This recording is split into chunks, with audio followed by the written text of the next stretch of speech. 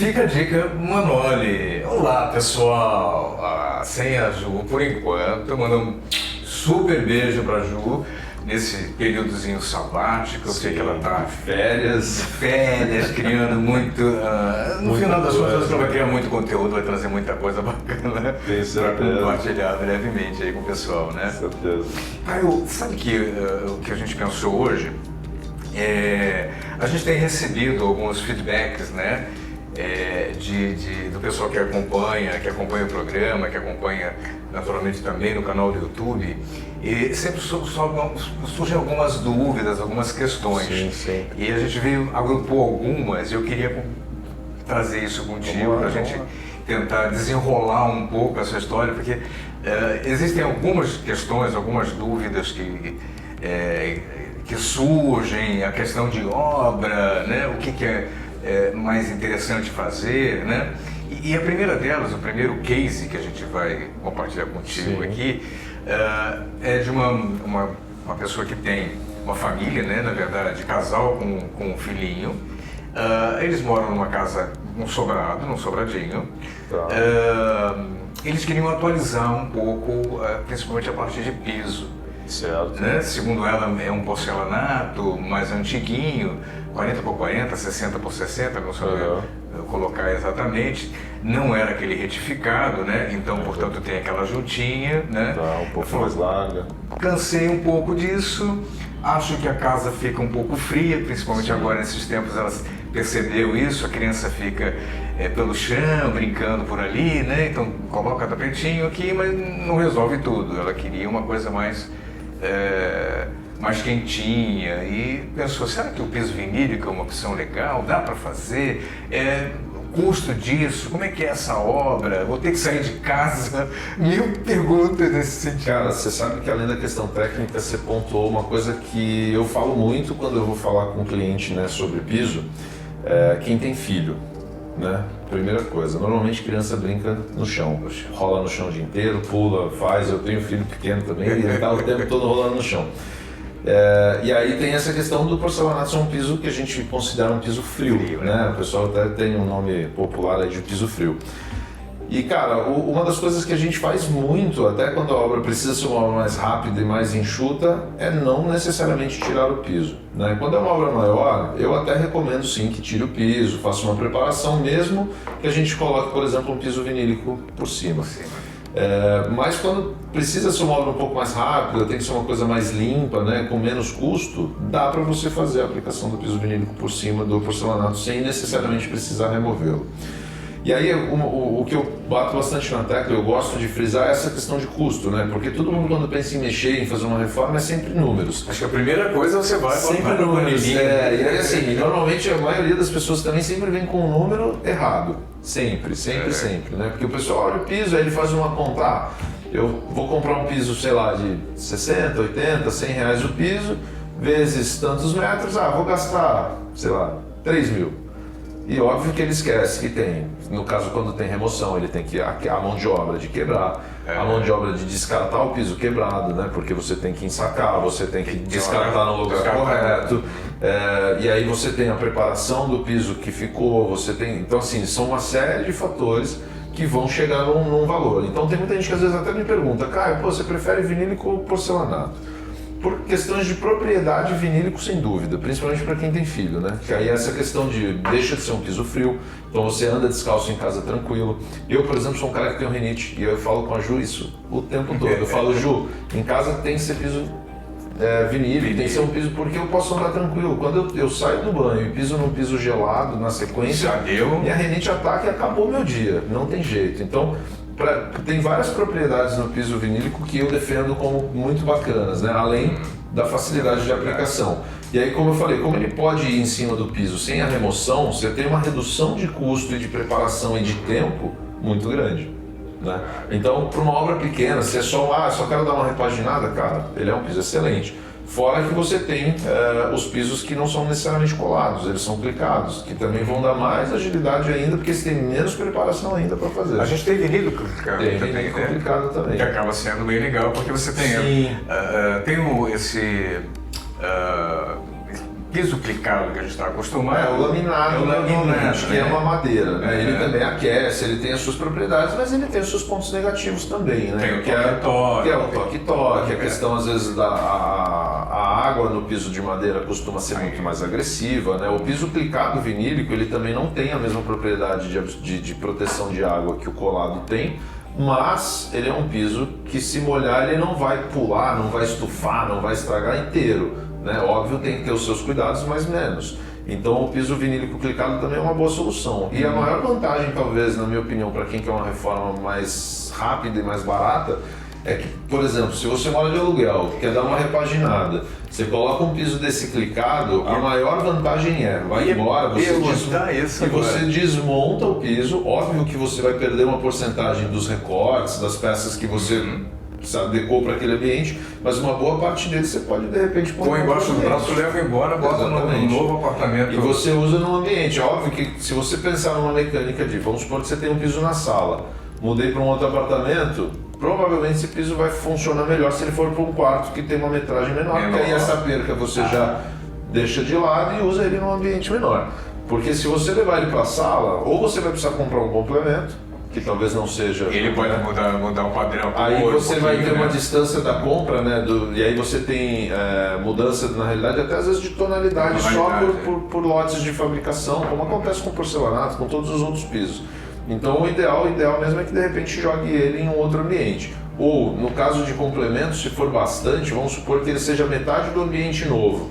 Você comprar outra metade, você mistura as réguas, e aí você vai ter um piso um pouco mais mesclado e você não vai perceber tanto que é uma mudança de tonalidade por fabricação. Vai parecer que é o padrão do piso, entendeu? Então, assim, tem alguns macetes, mas ele é extremamente versátil.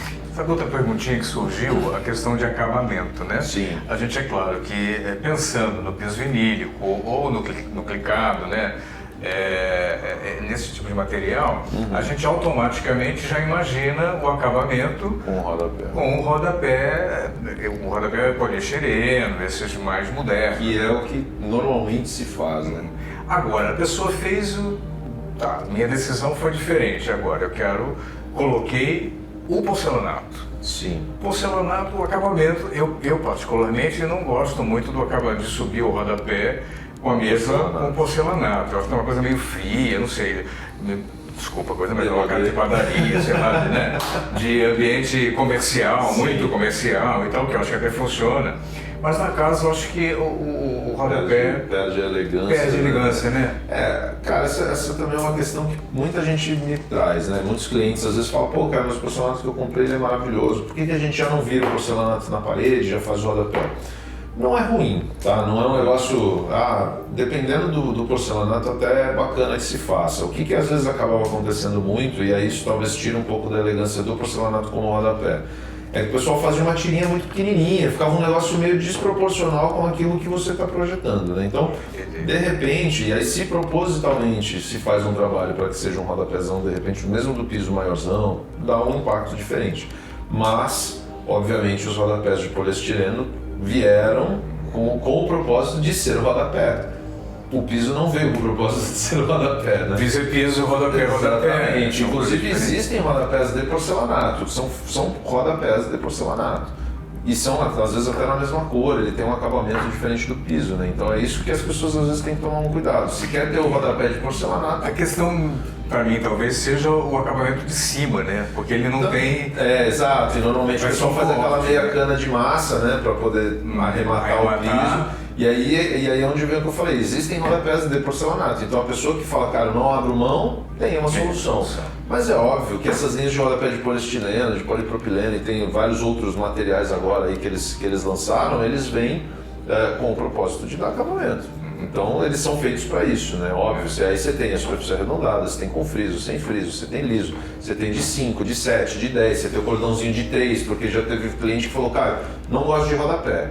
Mas, alguns tipos de piso, até os próprios porcelanatos, é importante ter o rodapé para fazer o arremate entre a parede e o piso, né? Para que isso fique legal e que o piso tenha a dilatação necessária ali, que também é um detalhe que as pessoas não entendem. Tem isso também, né?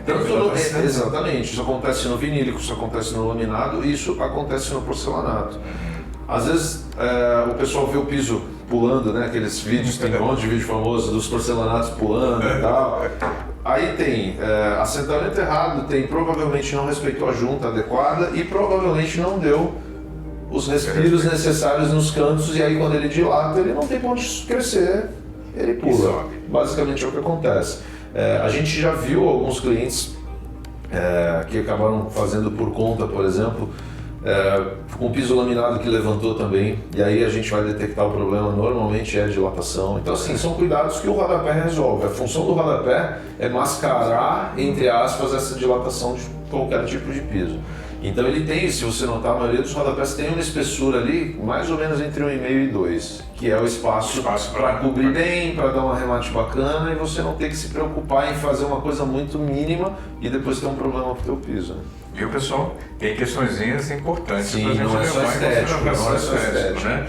Rodapézinho, rodapézão, quando a gente usa? Rapaz. Uma outra pergunta que o pessoal você acabou de falar. Sim, tem só a caminhonetinha e tal, mas às vezes fico imaginando, né, que num ambiente muito pequeno, um rodapé grande talvez não seja compatível. Estou enganado? Pois é, isso é uma questão que, sendo bem sincero, eu não vejo uma regra exata.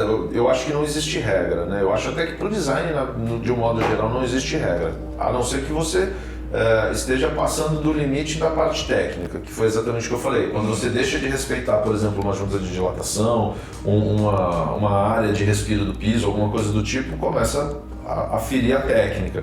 Mas quando a gente está falando de design, eu não vejo muita regra. E eu, Caio, amo rodapé alto. Por mim, eu teria um rodapé de 40 centímetros na minha casa.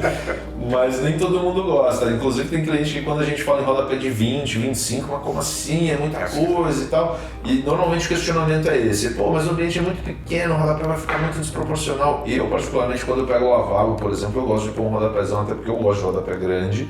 Porque eu acho que ele é um elemento, como a gente estava falando, também decorativo. Ele tem a sua função, mas ele grande, ele chama, ele separa, né, visualmente o piso. Às vezes ele cria uma conexão com a guarnição, que é uma coisa que o pessoal não tem muito hábito, mas, por exemplo, hoje você tem peças em poliestireno também, que é o mesmo material do rodapé, para fazer guarnição. E aí você tem guarnições mais trabalhadas, você usa zócalo, você usa curva, você usa... Cara, tem um monte de peças para você visualmente compor essa combinação que, putz, fica incrível. Mas assim, dizer que existe uma regra, não tem. Hoje, inclusive, eu não sei se você já viu, tem bastante casa curtinha, bastante, o rodapé invertido. Que na realidade eles estão chamando de rodapé invertido, né? Ele tem meio que um friso no final da parede e o piso entra justamente pelo mesmo propósito do rodapé. Esse espaço que ele precisa fica escondido lá dentro e aí não tem rodapé. É como se a parede estivesse suspensa, né? Muitos até iluminam o pé da parede, fazem umas coisas diferentes. Mas é mais trabalhoso, é uma coisa que demanda um pouquinho mais de custo, né? Não é tão acessível assim. Perfeito. Bom, fica a dica desta semana, duas coisas importantes. Então, piso vinílico, sim, né? Sempre. Como possibilidade, aquece o ambiente, sim. Essa questão, né? Eu me lembro que a Ju gosta de falar dos ites da vida, né? Sim, elimina um pouquinho os sinusites, ajuda a eliminar. Eu sou um exemplo vivo disso. A questão é rápido, na verdade, comparado com demolição e tal, né? Para instalação. Muito. Você tem opção também no vinílico clicado. Também, né? que é mais rápido ainda. Que é mais rápido ainda. Se o apartamento é alugado, você pode desmontar tudo, depois bota embaixo do braço e leva embora.